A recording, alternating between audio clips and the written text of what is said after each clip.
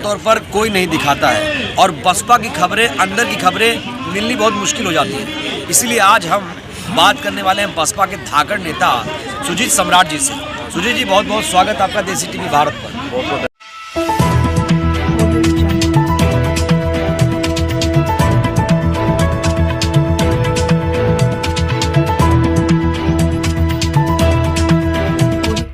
इस news channel पर जो भी वक्ता ने कहा वो उसकी अपनी राय है, जिसकी पुष्टि नेशन न्यूज इंडिया नहीं करता। धन्यवाद।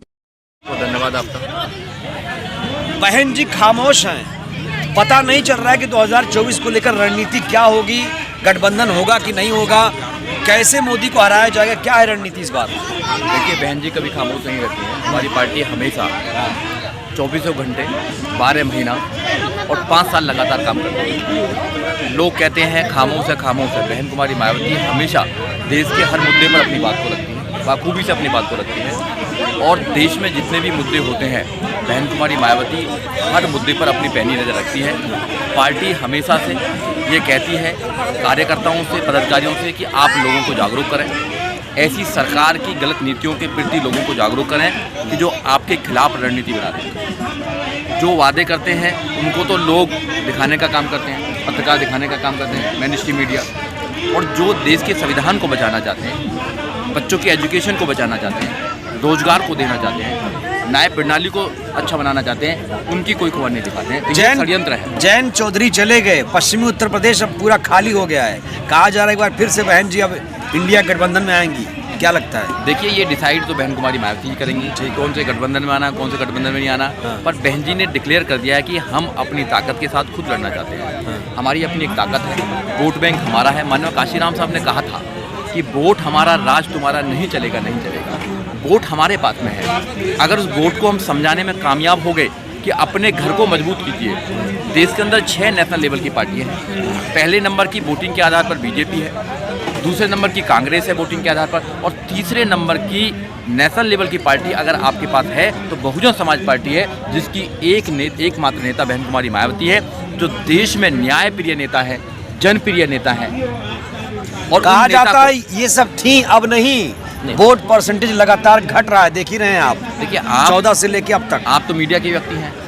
आप जाएं इंटरनेट पर जाइए, आप गूगल करिए ना। आप गूगल करिए, आप देखिए इलेक्शन की, जो इलेक्शन कमीशन है उसकी एक वेबसाइट है, उस पर तीसरे नंबर की सबसे बड़ी पार्टी कौन सी है? बहुजन समाज पार्टी है। हम 4 करोड़ से हमारे ज़्यादा वोट एंड सपोर्ट हैं। हमारे 10 मेंबर ऑफ पार्लियामेंट हैं, 1 हमारे राज्यसभा में है।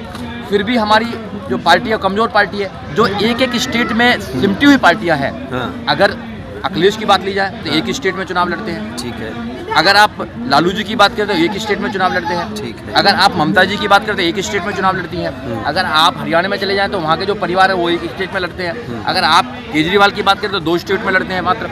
हम देश के ज़्यादातर राज्य हैं उनमें अपना प्रतिनिधित्व करते हैं। तो आप केजरीवाल से तुलना करेंगे? 2 राज्यों में सरकार है। देखिए, नेशनल लेवल की वो भी पार्टी है, नेशनल लेवल की वो भी पार्टी है। हम अपनी पार्टी से किसी की तुलना नहीं कर रहे हैं, क्योंकि हमारी जो पार्टी है बहन कुमारी मायावती न्याय प्रिय नेता है। वो देश के संविधान को देश में सुरक्षित रखना चाहती हैं, देश के संविधान को अक्षर से स्थापित करना चाहती हैं। केवल एकमात्र पार्टी है और एकमात्र पार्टी की एकमात्र नेता बहन कुमारी मायावती है, जो संविधान को इस देश में लागू करना चाहती हैं। हमको जो मिला है वो संविधान से मिला है। इस देश के गरीब लोगों को जो मिला है वो संविधान से मिला है। एजुकेशन मिली है, संविधान से मिला है। रोजगार मिला, संविधान से मिला है। मान सम्मान मिला तो संविधान से मिला है। और जब हमारी सरकार थी तो बहन कुमारी मायावती ने 2007 से लेकर 2012 तक 0 बैलेंस पर जो एडमिशन कराने का काम किया वो कौन सी सरकार ने करा?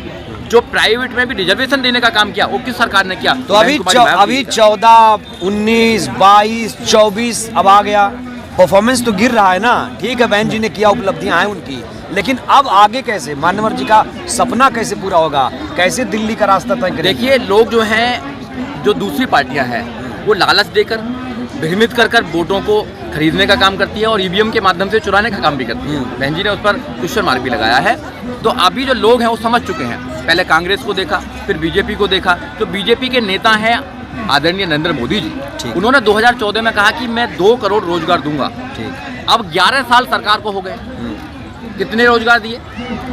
एक भी रोजगार देने का काम नहीं किया, रोजगार छीनने का काम किया। उन्होंने कहा कि 15-15 लाख देंगे, एक भी व्यक्ति के अगर खाते में 15-15 लाख आए तो बताइए।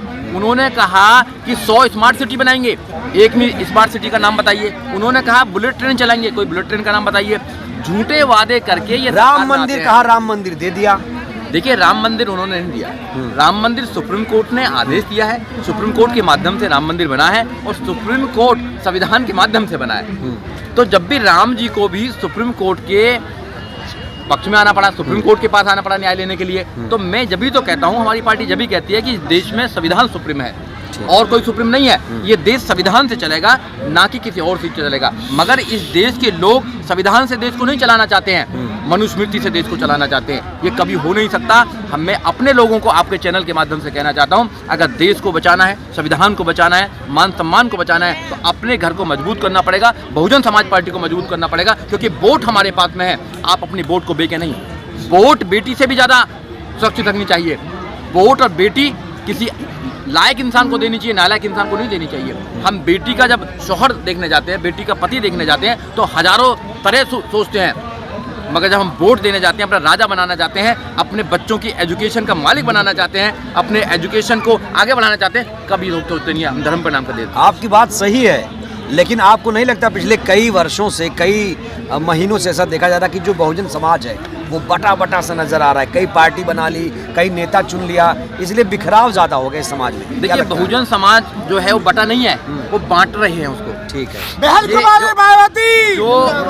जो ये नीति है अंग्रेजों वाली, फूट डालो शासन करो, डिवाइड एंड रूल की जो पॉलिसी है, ये डिवाइड एंड रूल की पॉलिसी करते हैं। हमारे कुछ चंद लोगों को पकड़ते हैं, बहन कुमारी मायावती और पार्टी के खिलाफ उनसे वक्तव्य कराते हैं, उनसे बयान दिलवाते हैं, और ये ऐसा एक भ्रमित प्रचार करते हैं कि बहन कुमारी मायावती घर से नहीं निकल रही है, बहुजन समाज पार्टी कोई काम नहीं कर रही है। अरे बहुजन समाज पार्टी अगर काम नहीं करती तो देश के तीसरे नंबर की नेशनल पार्टी कैसे बनी रहती पार्टी, बताइए आप? वोटिंग के आधार पर तो लोग क्या गलत कह रहे हैं कि बहन जी सड़क पर नहीं निकलती हैं? आ जाए बहन जी, कई कार्यक्रमों में हिस्सा ले, सड़क पर आए, माहौल बदल जाएगा। देखिए, बहन जी जब देश में चुनाव होते हैं तो वहाँ जाती हैं। ठीक है। जब भी समय बहन कुमारी मायावती को लगता है कि देश में निकलना चाहिए, बहन जी निकलती हैं। जब इस देश में सड़क नहीं थी तो बहन कुमारी मायावती सड़कों पर थी, हमारे लिए संघर्ष कर रही थी बहन जी।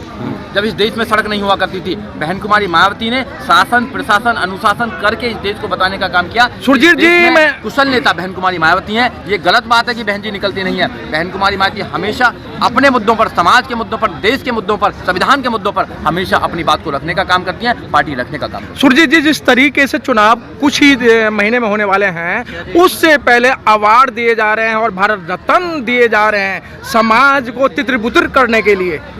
देखिए, भारत रत्न एक साल में 3 दिए जा सकते हैं, मगर सरकार 4-4, 5-5 दे रही है।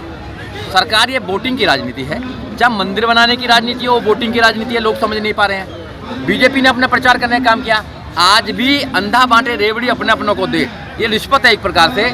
भाई जो दिया गया है मैं उसका सम्मान करता हूँ, देना चाहिए, वो लोग भी अच्छे लोग हैं। मगर जो आरक्षण दिया, जो अभी दिया, भारत रत्न दिया गया, भारत रत्न जो दिया गया है, वो भारत रत्न केवल इसलिए लोगों को कुछ दिन दिया है कि उनकी पार्टी को अपने पास में ले गए। ये वोटिंग की राजनीति है। तो क्या ऐसा हो रहा है? आपने कहा कि भारत रत्न दिया कि पार्टी उनके साथ आ जाए, तो अब चर्चा तेज है कि अब बहुत जल्द मान्यवर जी को भारत रत्न मिल जाएगा। तो क्या जयंत की तरह मायावती जी भी मोदी जी की एक साल में 3 ही दे सकते हैं भारत रत्न? 5 हो गया। हाँ, 5 हो गया, मगर इस साल में तो देने वाले नहीं है। ठीक है। माननीय काशीराम साहब को इस देश में भारत रत्न मिलना चाहिए। जब हमारी सरकार आएगी, इस देश में समतावादी सरकार आएगी, तो उन सब लोगों को भारत रत्न दिया जाएगा जो भारत रत्न है।